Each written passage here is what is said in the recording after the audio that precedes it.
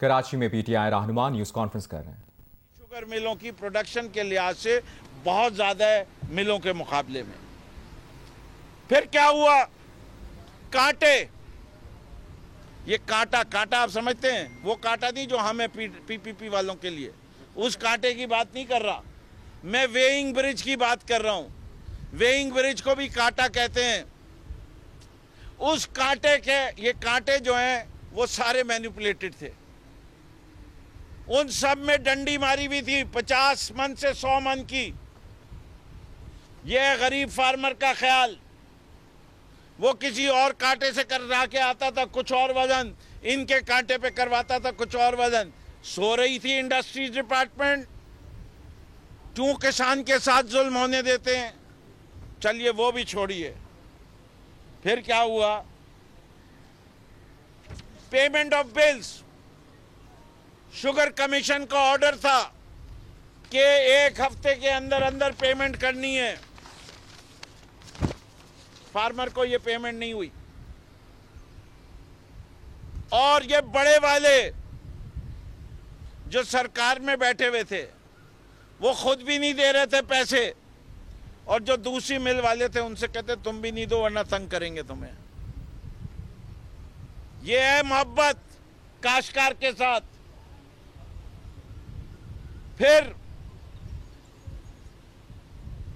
Supreme court में petition की गई ओमनी ग्रुप के खिलाफ कि जी उन्हीं ने पैसे नहीं दिए।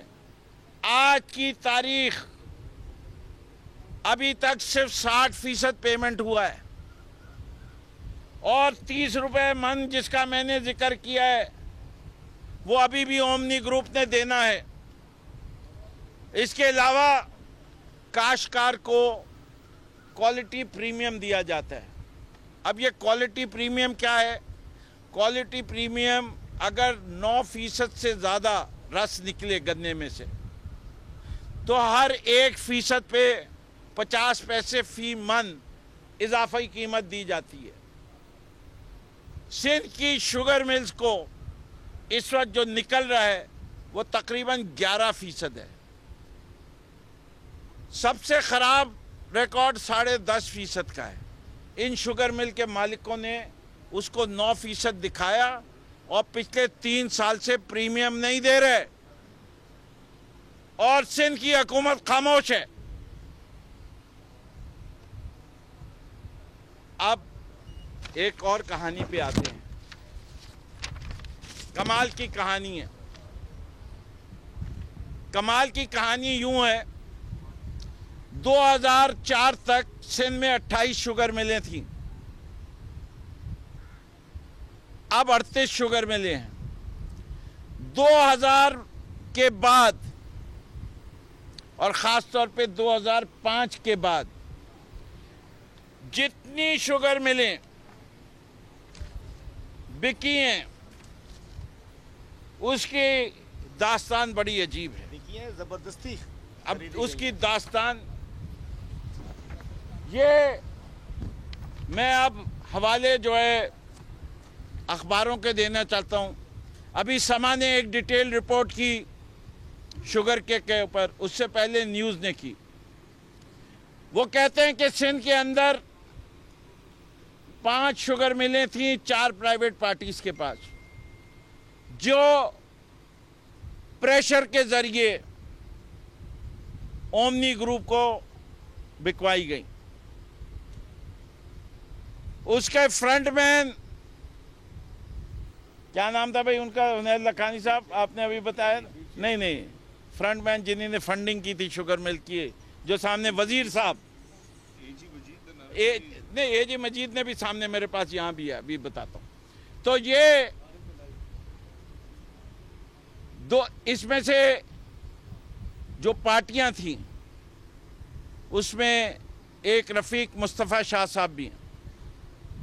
उन्होंने वादा किया है कि अगली दफ़ा वो मेरे साथ बैठेंगे और वो तमाम वाक़यात बताएंगे कि उनको कैसे प्रेशराइज किया गया।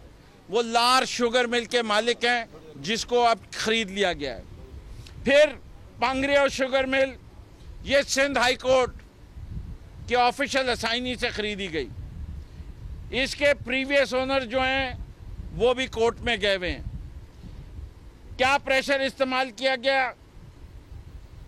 कंपनी को 40 करोड़ रुपए से अंडर वैल्यू किया गया और इसकी कीमत 40 करोड़ रखी गई और कोर्ट से इन्हीं ने 17.5 करोड़ में खरीद लिया। फिर जिन साहब का मैंने जिक्र किया, लार शुगर मिल वाले का, उनके 100 एकड़ ज़मीन भी थी, उनके खिलाफ भी प्रेशराइज किया गया, पुलिस के ज़रिए ज़मीनों पर कब्ज़ा कराया गया।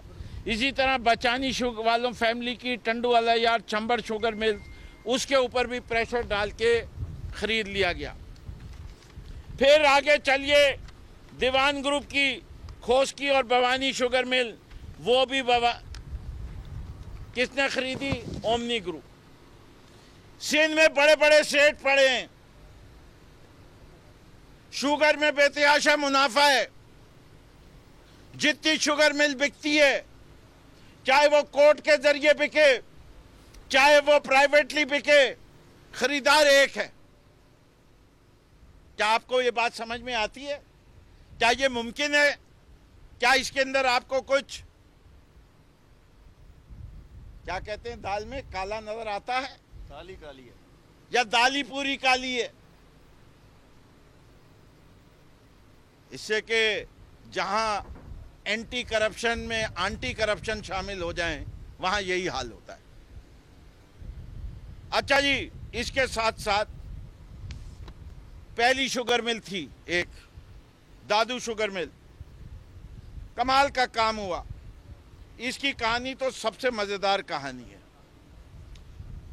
ये जब से शुगर मिल चलनी शुरू हुई, इसने आज तक कभी मुनाफा किया ही नहीं। पहली